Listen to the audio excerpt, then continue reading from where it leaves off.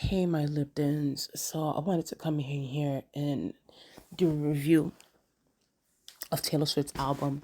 Now, let me just say this before I continue on with this video. I'm gonna just tell y'all, I've been going through it. Your girl's been sick again. I'm just a sickly person.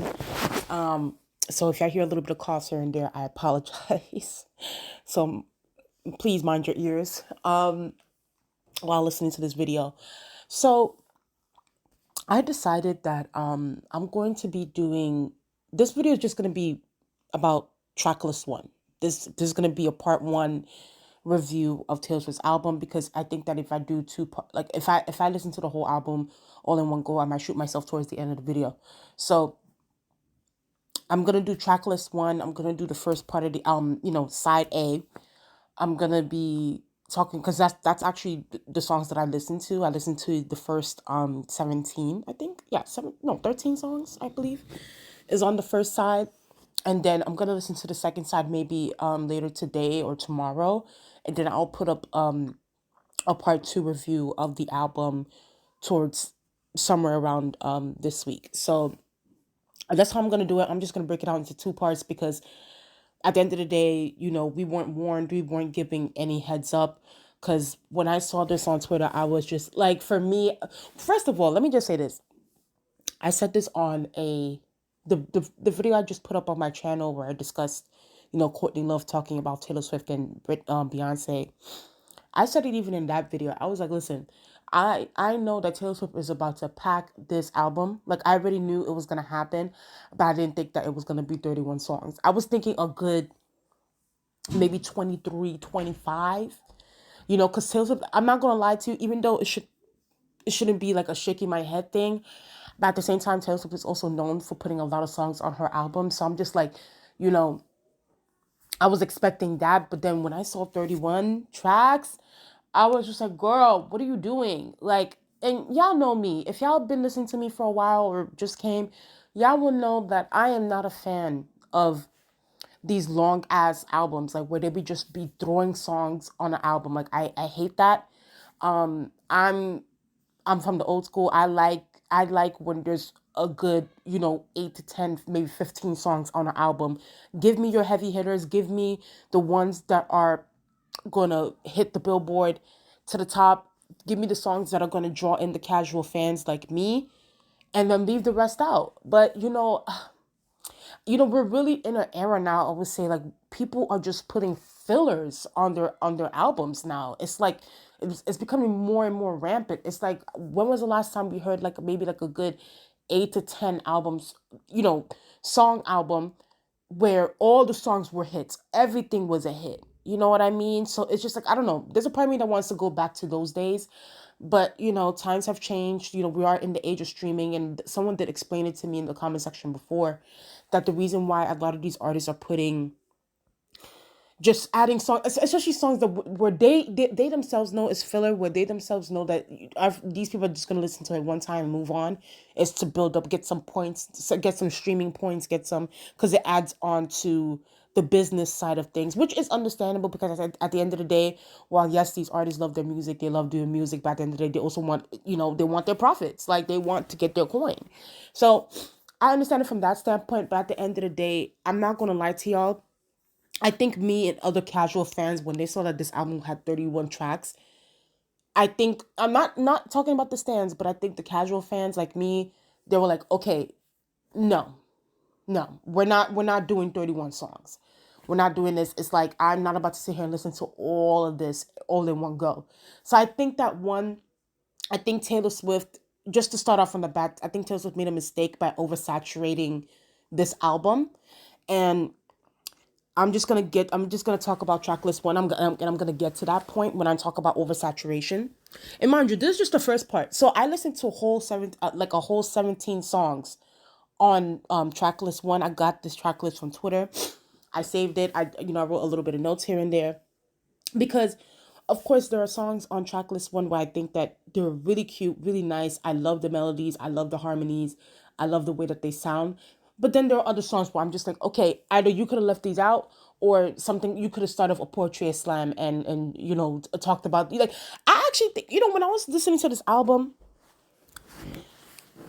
The few songs where I'm gonna just get to it. Like when I think of So Long London, Guilty as Sin, uh, Clarabelle, The Black Dog, The Alchemy, I was just like one.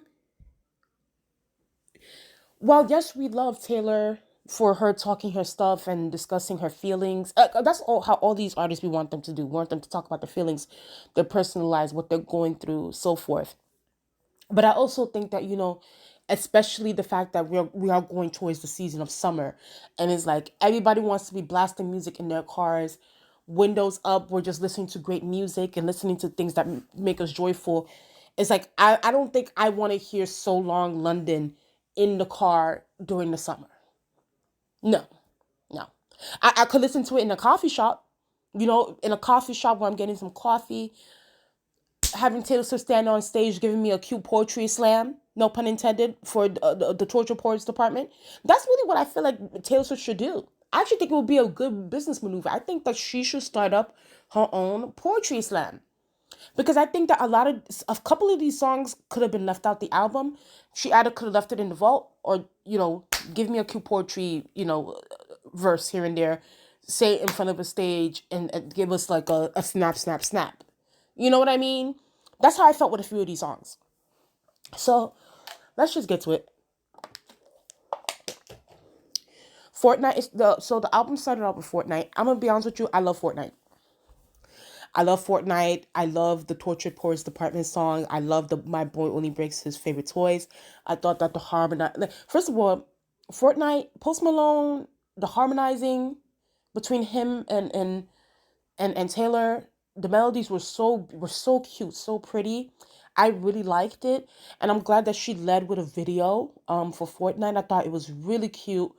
Um, someone this needs to be researched about Post Malone. The fact that Post Malone, got the fruits of his labor from rap, hip hop, and then he just moved over to country music. Like, this man did a whole Swift and Swerve, but yet, we have Beyonce here. Even though I'm not a fan of the album, but like you had Beyonce over here, who is known for R&B, pop, so that kind of music. But when she wants to transition into country music, it's a problem. But that's a whole different conversation for another day. But no, I'm not gonna lie to you. Post Malone sounds good. So far, Post Malone has been sounding good with the features that he has been doing. The song with Taylor Swift and then the Levi jeans with Beyonce. Post Malone is definitely in his country bag, you know. And I can't lie and say that he doesn't sound good, because he definitely does sound good. The harmonizing was really pretty. I loved it. And I also watched the video before I came on here. I thought the video was really creative and really cute. I love the idea of it. Um, it was a really nice song. I'm glad she led with this song. The Torture Poets Department was also really, really good. I really loved that song. She's really, really singing in a way. Like, before Taylor Swift singing it was cute. You could tell Taylor definitely got a little bit more vocal training over the years. So I'm definitely proud of her, because she sounded really nice in the first two songs. So My Boy Only Breaks His Favorite Toys was also really nice. I really loved the song. Now, a song that I could have done without was Down Bad. For one, the reason why I could have done without it is, one, when I hear Down Bad, one, I can't envision Taylor Swift ever saying that word. You know what I mean? Like, oh my God, I was down bad for this boy. Like, I just can't visualize it in my head. Like, I just think that Taylor Swift just saw what the kids are saying now on social media, on Twitter, on Instagram. And she's like, okay, so this is what they're saying. Okay, let me make a song about it, because it relates to my love life. So one, I was just like, I can't envision her saying this. It would be too cringe for me to hear her.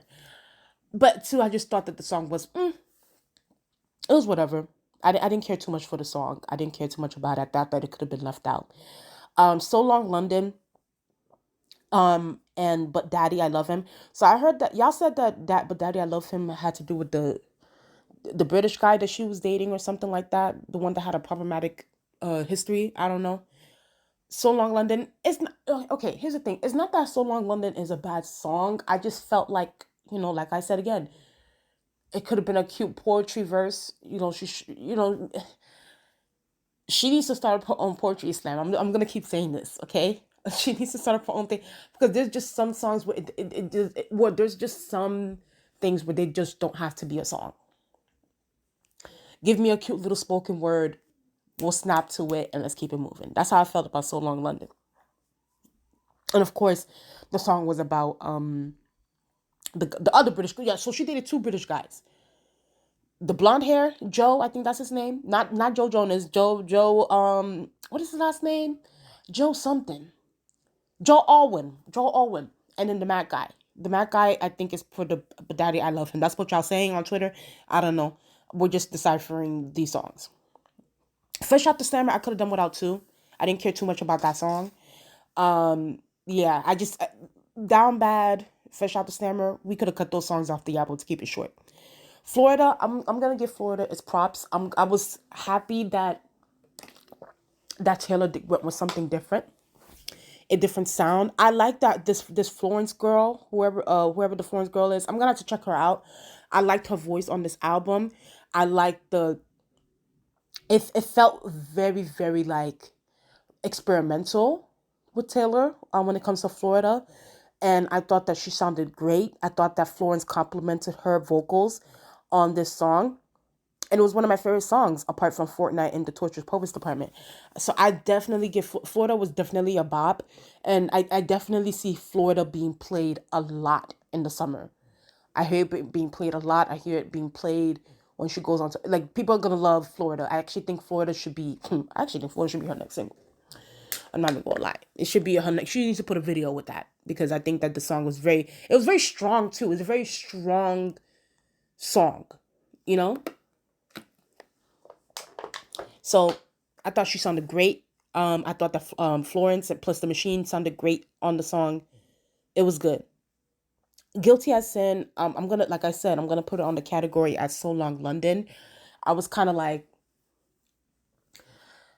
nice lyrics. I like.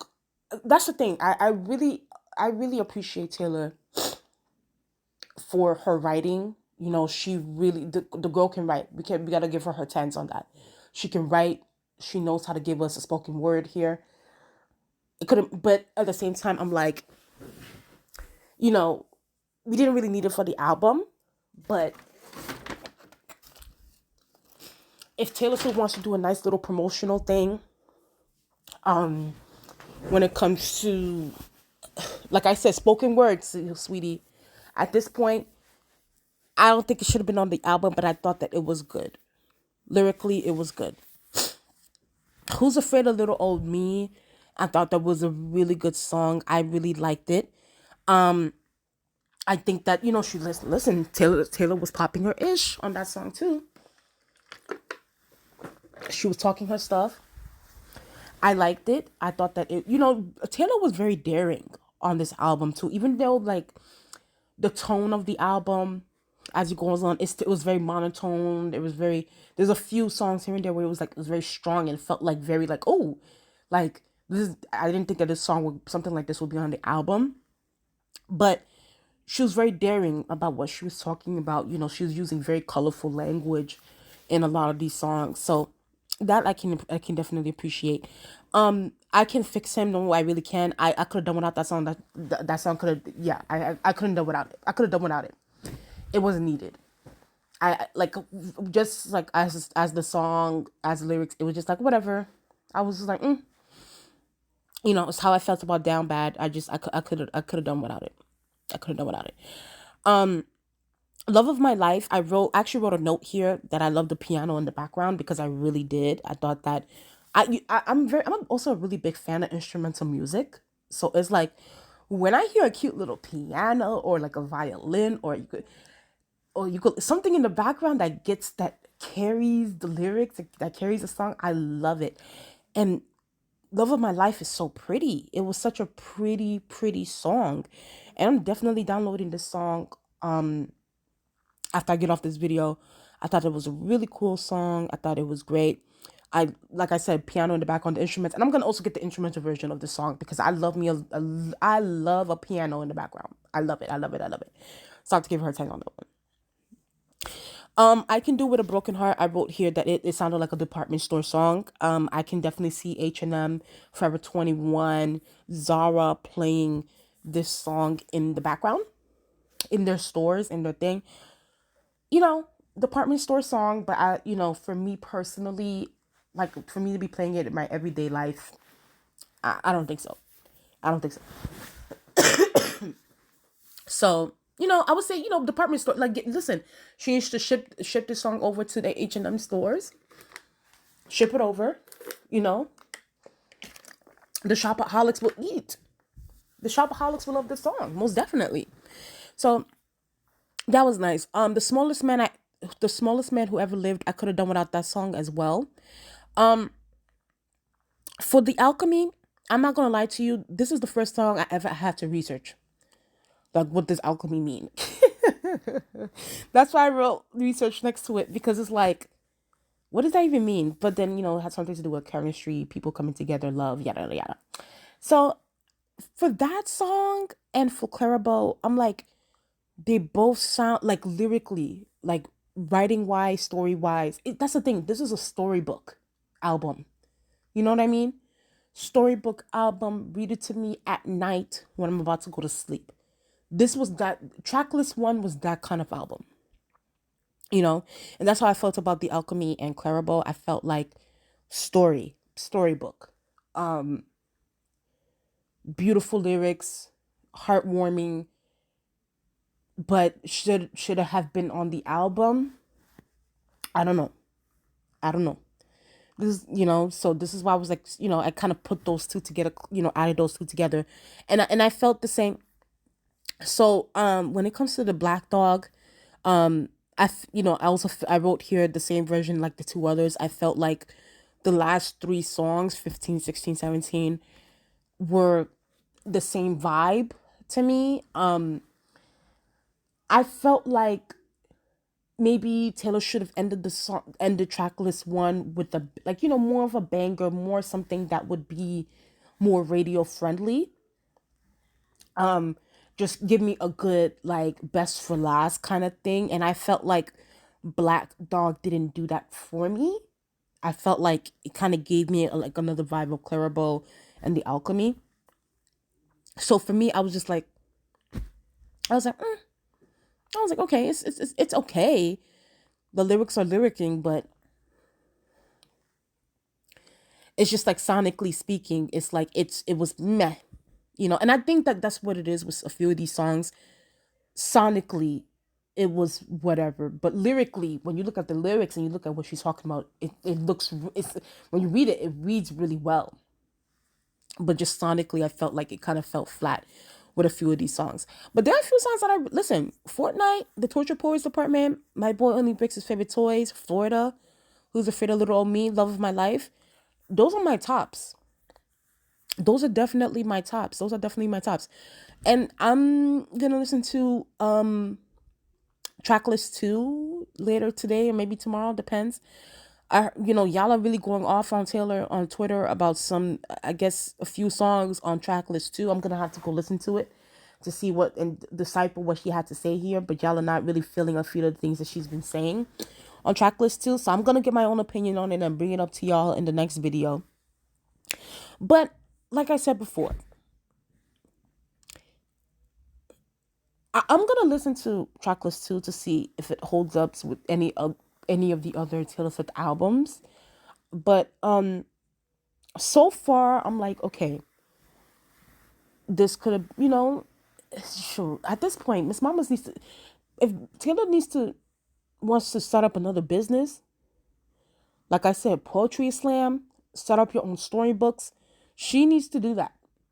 She needs to do that because this is a lot of these are giving that, and I feel like, these songs are like, okay, well, we listen to it, we think that they're really pretty lyrically, but sonically, are we gonna play it in the car? Are we gonna, It depends. It depends, and it also depends on the mood that we're in as well. So that was my review of Tracklist 1. I'm gonna, end it with Tracklist 2, and give my thoughts on that. So I'm going to make sure that I do that. But hopefully Tracklist 2 has a little bit more hits for me personally than Tracklist 1. I'll have to wait and see. So Y'all tell me what y'all guys think in the comment section below. Did y'all guys like Tracklist 1? What are y'all favorite songs on Tracklist 1? And also, do you guys think that, the oversaturation of just like adding so many songs on the album you know, can turn, a fan off or a casual fan off? It can be like, ugh, this is exhausting. The attention span is not what it used to be. So, also, I will say this though, before I leave. I really, really appreciate Taylor Swift giving us full songs too. Like, the songs are like 4 minutes long. Some songs are like 3 minutes and 50 something seconds long. Some songs are like 5 minutes long. I appreciate that. I appreciate that because we're in an era now where artists don't give us 3 minute songs anymore, which is very weird and very odd. And it's like there's even some songs where it's like I love, like when the artist starts it off, it's like you're loving it immediately, but then the song is like only like 1 minute and 59 seconds long, and I'm just like, what the hell? So I'm glad that she is, sticking with that old guard of giving us 3 minute, 4 minute songs. I enjoy that, because it does give us a story about what you're saying. Give us like the beginning, the middle, the end, and I appreciate that. And I have to give her her tens for that because I really love that she did that. I love that. So I definitely give her her tens what tens I'll do when it comes to that. Taylor's a writer. She's a writer. She expresses herself. We need to give it up for her. But then also a few songs could have also been left out. I had to keep it a stack. But anyway, y'all guys tell me what you guys think in the comment section below. Make sure y'all guys watch out for my Taylor Swift Tracklist 2 review. That will be up on my channel. Thank y'all so much, and I'll talk to you guys later. Bye.